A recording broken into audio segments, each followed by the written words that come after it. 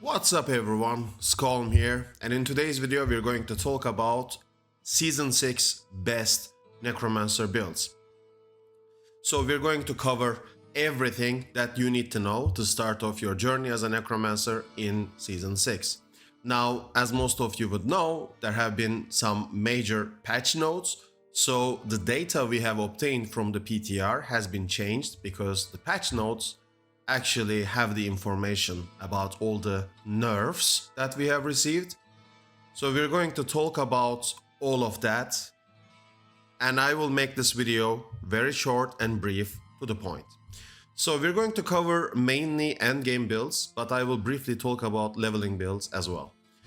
I also need to make a shout out, so shout out to King Pick, who I have collaborated with for this video. We have exchanged a lot of ideas and talked about the overall state of the Necromancer. One of the first things I want to talk about the patch notes is the sunsetting of the gauntlet. I am not going to flex by talking about my past achievements. I just think a speedrun and strategy oriented content was always a nice addition to the game.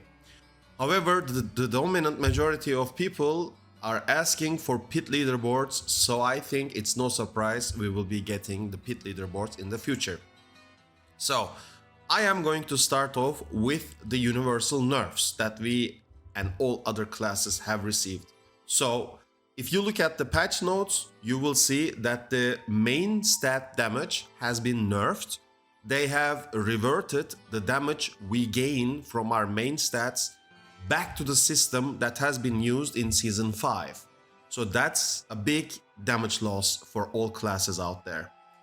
Also, all Paragon glyph scaling has been cut down by 50%. This is also in the patch notes. So the builds that have been performing really well in PTR will actually feel this nerf. And these nerfs are not the only nerfs. There has been some rune word nerfs as well. Mainly, the enhanced Warcry will no longer grant you the damage increase, and the druid's Petrify will no longer grant you the critical damage increase. A quick note, maybe the mercenaries will counterplay some of these damage nerfs. I cannot say for sure right now because I do not have access to the game. I need to play the game to be able to tell you what is going to happen. While we received some nerfs, they have buffed the pit and the overall damage difficulty, the overall game difficulty. I have criticized this behavior in the past. This results always in dangerous outcomes, but anyway, I don't want to be a doomcaller. Universal pit buffs, the overall game difficulty has been changed. PTR Pit 100 will be live Pit 80. The new Pit 200 was Pit 100 in the PTR, but they have added 50 more levels to the pit, so the new Pit 200 will be now Pit 150, okay? So Pit 200 will now be Pit 150. So we are going to, of course, ask the question, how will the Necromancer fare against these changes? Not so well, but there is still some hope, so I made a tier list. And I'm going to start this tier list by talking about the F tier builds, okay? F tier means that the builds that are F tier are unplayable right now, alright? And you guessed it, all shadow builds are completely destroyed, including Ebon Piercer, Infinimist, and or Blighted Corpse Explosion. Shadow builds are gutted because Wither 1200 intelligence cap is now fixed, so it will be respected. And they reverted the main stat change. Basically, intelligence was a big source of our damage because not only we were playing on Wither being uncapped, but also the extra damage gain from intelligence, main stat of the Necromancer, was helping those builds. Both of these changes completely obliterated all shadow builds from the face of the earth. Do not play any shadow build. End of discussion, okay? I feel sad for the people who have watched my Shadow Corpser PTR video, and if they have not subscribed to my channel, they will not know about this video, so they will be left behind. I feel sad for you if you didn't subscribe. On the C tier, we have the Bone Spear Necromancer around here. It's just sad, and that's all you need to know. I don't really want to talk about Bone Spear. There might be some build out there, but I don't think that is going to emerge anytime soon. And I don't think that is going to be competing against S tier builds anyway. On B tier, I have placed Bloodlands. Bloodlands might be either B tier or A tier. I'm not so sure. We'll see in time. On A tier, I started off with the Unmaker, but it might easily go down to B tier because they changed the helm. So instead of ranks to Soul Rift, now it has a chance to deal double damage. It can still work, but the universal nerfs on top of this item change will definitely hurt the DPS of this build, okay? Because as you know, we have the universal nerfs from main stat and the Paragon Glyph scaling, alright? Add these and then add the helm change. Unmaker might fall off from A tier to B tier, and Bloodlands might jump from B tier to A tier, okay? Blood Surge, A tier. It was great in PTR, it was S tier in PTR, but it will be affected by the universal nerfs, which is Paragon Glyph scaling and of course the main stat damage reversion, okay? Things will still be okay, but it will no longer be able to clear the highest pit tiers in PTR. You saw my video with Blood Surge. I have cleared pit 100, which was the X pit 200.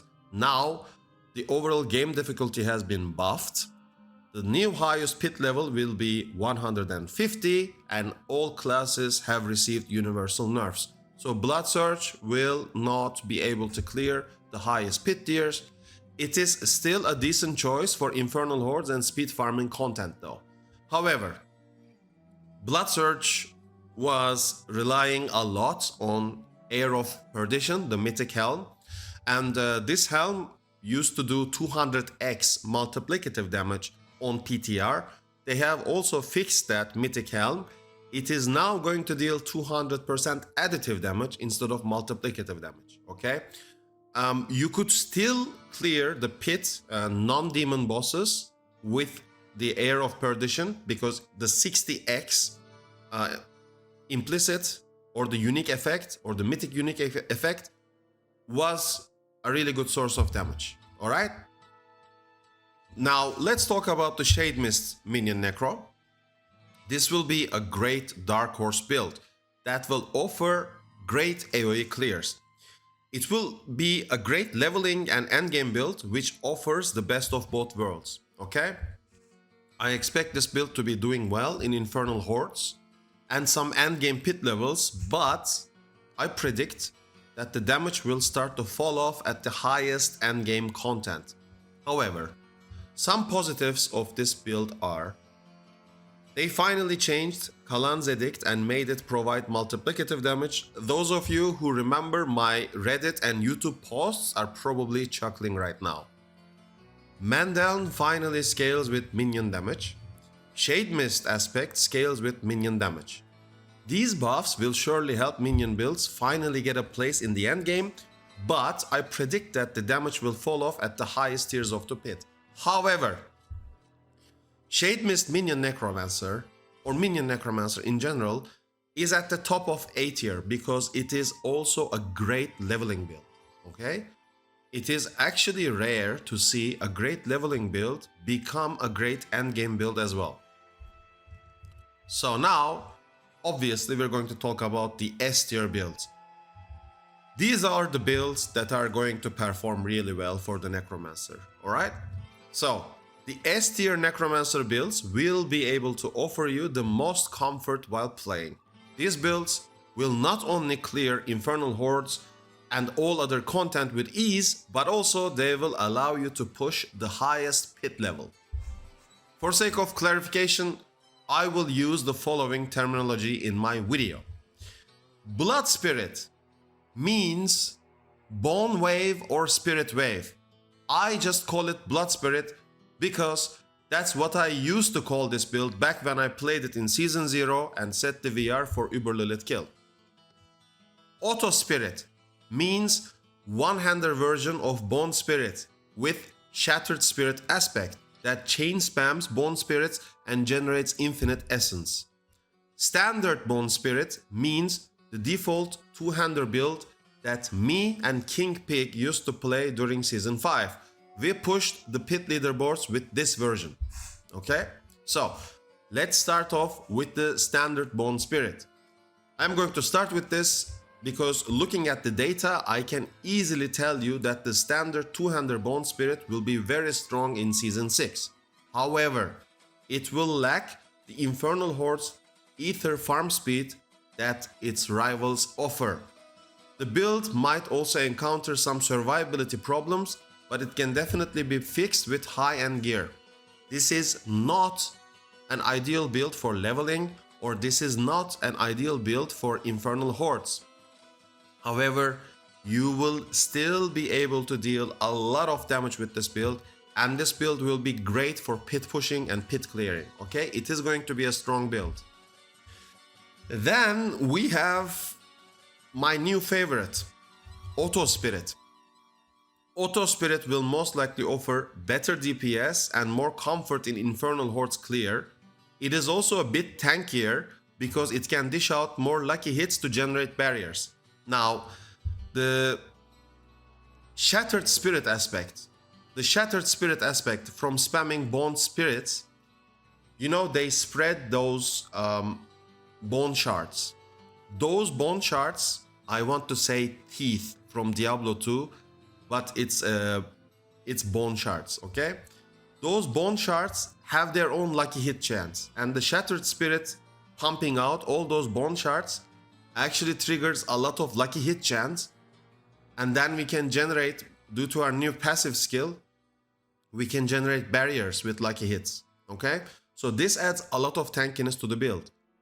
Also, we are going to use a new weapon FX. If you look at the planner linked below in the pinned comment of this video, you will see that on my weapon, the one-hander mace, I have a specific weapon FX that says lucky hit 15% chance to restore essence. In Season 5, this was only 5% chance on lucky hit. Now in Season 6 and on PTR, I saw that they have secretly made a change. From 5%, it went up to 15%. Now, with Auto Spirit, we do not need to place ourselves within monsters. If you look at Season 5, the top Auto Spirit players, they use Blood Mist or Evade to place themselves inside the monster's hitbox. So when they spam Bone Spirits, the Shattered Spirit, all the teeth, all the bone shards spawn from the Shattered Spirit aspect, hit the monster because it's inside the monster's hitbox. So all of those shards hit the monster and restore essence that way. However, we do not need to care about our positioning at all in Season 6 because we have the weapon FX Lucky Hit Restore Essence on our one-hander mace. This will massively help us when we combine this with Soul Rift. And of course, we have our Bone Prison and all the other tools to give us infinite essence regeneration. So, Auto Spirit has been massively buffed from its Season 5 version to Season 6 version. I think it is going to be one of the strongest builds, okay? So, talking about the tankiness, I think it's very crucial for challenging PvE environments because I'm also considering the raids, the time attack dungeons, the Infernal Hordes, pits, everything. So this can actually create a lot of barriers with this method that I have just mentioned. Therefore, I placed this build above the standard version. The Auto Spirit will be the safest choice because I don't think it's going to get fixed since it does not rely on any bugs. The fact that the Auto Spirit does not rely on any bugs for DPS is a huge factor. Investing in this build will mean that you'll have a safer and consistent season journey. If you choose to go with this build or the standard Bone Spirit, you don't have to worry about mid-season balance patch. Okay, so now we're going to talk about the winner. The top of the top, okay? The top S tier build is going to be the Blood Spirit. Let's talk about the Blood Spirit. This build is now a fan favorite and everyone just wants a piece of it. However, both me and King Pig suspect that the build is bugged at the moment. If you look at Season 5, this build actually struggled to clear Pit 135. Then, during PTR, there have been a few modifications to the build, and those minor changes somehow massively buffed it and made it a DPS monster. I have spent extensive amount of time to find the bug that is causing this spike in damage. I also talk about this with King Pig, and he suspects that the max health stat squish change may have a role in it. The build relies on Blood Artisan's Cuirass, unique chest armor. This armor essentially calculates your Bone Spirit damage based on your health, and also adds Ossified Essence buff on top of it. We suspect that the DPS bug may be within these parameters. In any case, I extensively read the patch notes and found no fixes to Blood Spirit. There are some minor nerfs to Blood begets Blood Paragon board. Some Blood Orb damage nodes are converted to Blood skill damage. But honestly, who cares? All we care about is the legendary Blood begets Blood node for that sweet 50x multiplicative damage buff that is untouched. So we're still gonna use this board anyway, as Bone Spirit players. In light of all the patch notes and assuming no immediate fix will be made in the near future, Blood Spirit will be the clear winner for now. It will not only provide massive clear speed in Infernal Hordes and all other challenging content, but also it will be pushing highest pit levels. The only rivals to Blood Spirit are Standard Bone Spirit and Auto Spirit. Please keep in mind that Blood Spirit may be bugged and may be fixed in the future. I personally find the concept very cool and ask Blizzard to make it a legit build. Even if you fix the bug, please buff it, so it is the best Necromancer build, Blizzard, okay? Blood Spirit managed to unify the majority of the Necromancer community, which is a huge challenge because the Necromancer community is divided. You have the purist Minion Necromancer. You have the Dark Mage, Dark Wizard, Warlock, Fantasy Necromancers. You have the Diablo 2 Necromancers that are asking for a Poison Nova build, for example. You have a lot of division within the Necromancer community.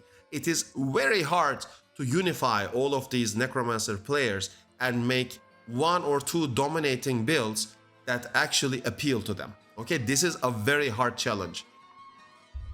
Just saying. Now, as I promised in the video, I am also going to talk about the leveling builds to become the endgame, to actually transition to the endgame builds. For leveling, I recommend 3 different builds. All of them will be powerful leveling builds. The first one is going to be the Minion Necromancer, and as soon as you find Shade Mist aspect, you are going to use this aspect with your minions. You're going to demolish, you're going to destroy everything, you're going to farm Helltides, you're going to clear everything, automatically everything will die, okay? This will be also very viable in Torment 1 and Torment 2 difficulties. If you start pumping this build with proper gear, you will be able to play this build in Torment 4 and at some high pit levels. And it will clear Infernal Hordes for you as well. This is a great build. Alternatives to this is Blood Surge due to its guaranteed overpowers. At the very beginning, you're going to struggle with the essence generation because Starlight aspect has been nerfed in the patch notes. They have diminished the nerfed, but a nerf is still a nerf. The health percent required to grant you essence is still too much, so Starlight is unfortunately not going to be coming back anytime soon. So this will affect Blood Surge leveling version, the leveling variant of Blood Surge. It is still a good build if you find decent gear and if you can fix your essence problems. It is one of the best leveling builds out there because of the guaranteed overpowers. Now, on the other end of the spectrum, we have the Shadow Curse Necromancer with Affliction and Soul Rift. This Shadow Curse Necromancer sacrifices everything and basically spams Decrepify and Blight to kill everything. It works really well. It helps with speed clearing and speed leveling, okay? So you have these 3 leveling builds. For any leveling build to be powerful, you want the maximum result while having lowest investment. This is my general principle, because at the very start of the game, you cannot control which items you find, you cannot control which aspects you find, which powers you find. So the only thing you can control is what is my skill damage and what are you going to invest in. So these builds rely on their skill power rather than gear and stats, which are variable. This is enough to carry you to the end game, so use leveling builds that rely on skill power rather than randomness and chance, okay? As I play the game more, I will update my list and keep releasing guide videos. What do you think about my prediction for Season 6 Necromancer? I have been nearly 100% accurate with my previous season predictions so far. Let me know about your opinion down in the comments. I'll see you in the next video. Thank you so much and take care.